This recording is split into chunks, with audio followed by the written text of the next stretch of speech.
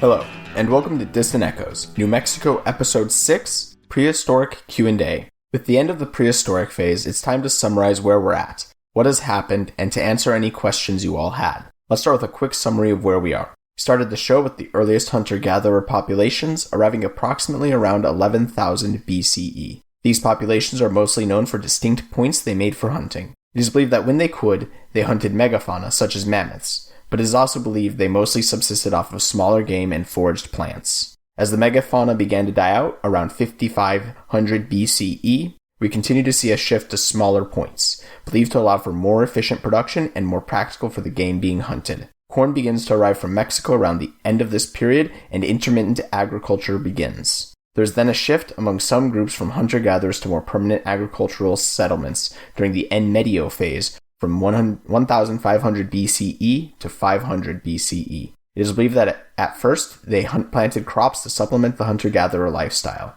Similarly, they began to make baskets and pit houses. Some of these populations were still nomadic or fully nomadic, though, and adoption of agriculture was not uniform. As populations became more settled, pit houses began to be replaced with above-ground settlements around 700 CE. Pottery was introduced sometime around 300 to 400 CE. Over time, the climate began to create a bimodal distribution of rainfall in the area along north and south. This is thought to have led to the rise of Chaco Canyon starting in the 800s, which would be ascendant for the next 300 years. Chaco Canyon is thought to have been a center of trade between these two modes of rainfall. Chaco began to collapse in the late 1000s and early 1100s, possibly due to a drought or overfarming. Some tried to rebuild elsewhere, but there is a shift among the population to isolated settlements in the uplands. Violence is widespread. The Athabascan speakers are thought to have arrived during this time. As the violence began to abate going into the late 1100s and early 1200s, settlements on overhangs began to be built. This is theorized to have possibly been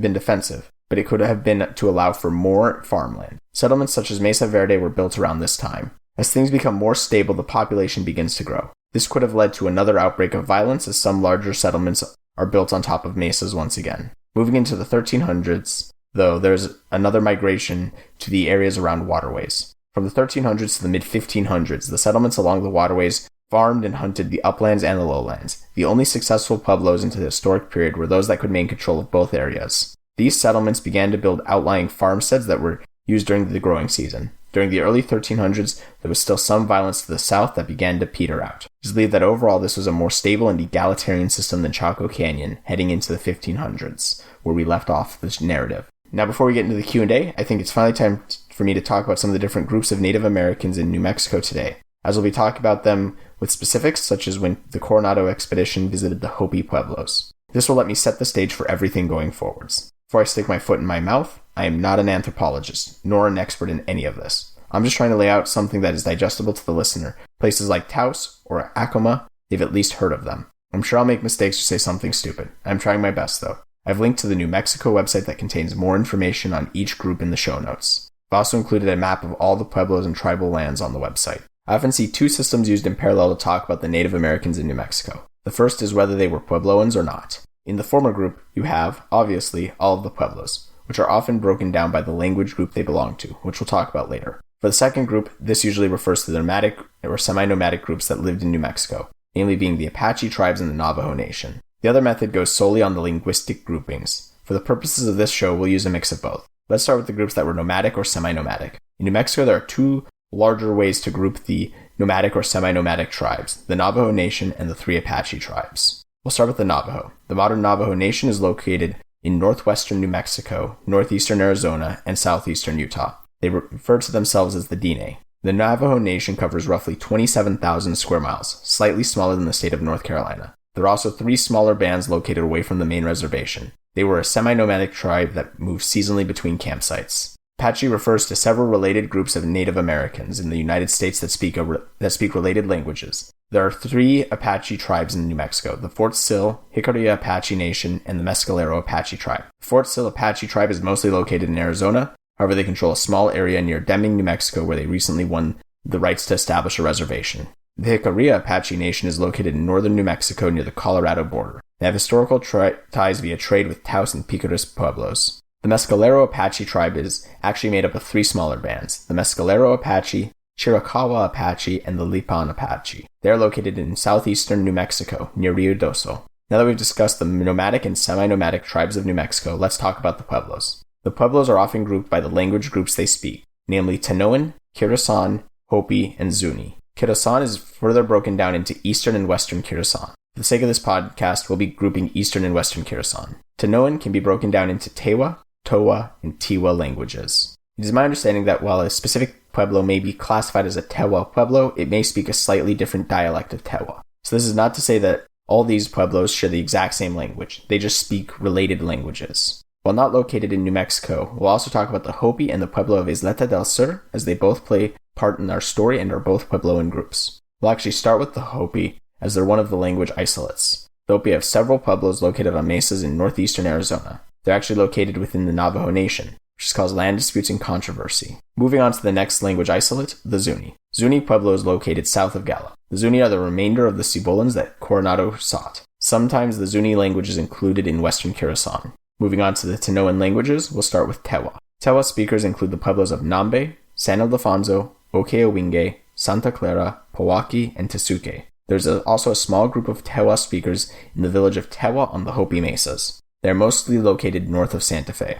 Next, we'll discuss Tiwa, which has 2 subdialects, north and south. The Piro Pueblos may have also spoken a subdialect of Tiwa. North Tiwa Pueblos include Picaras and Taos. Southern Tiwa Pueblos are Isleta and Sandia. Some southern Tiwa is also spoken at Isleta del Sur Pueblo, also known as Tigua, near El Paso, Texas. Finally, for our discussion of the Tanoan languages is Towa. There's one extant Towa Pueblo, Jemez Pueblo. However, Pecos Pueblo spoke a Towa dialect until abandonment. Several other historical pueblos may also have spoken the language. Moving on to the Kirasan languages, we'll start with Eastern Kirasan. The Eastern Kirasan pueblos are Cochiti, San Felipe, Santa Ana, Kewa, and Zia. Kewa Pueblo is also known as Santo Domingo, although that is more of a historical name for the pueblo. The Western Kirasan pueblos are Acoma and Laguna. As well as the extant pueblos and groups, there were also the Piro Pueblos, which were located around the area of modern-day Socorro. As mentioned above, they may have spoken a Tewa dialect. There were also some nomadic or semi-nomadic groups in southern and eastern New Mexico. Aside from the 21 pueblos or pueblo groups above,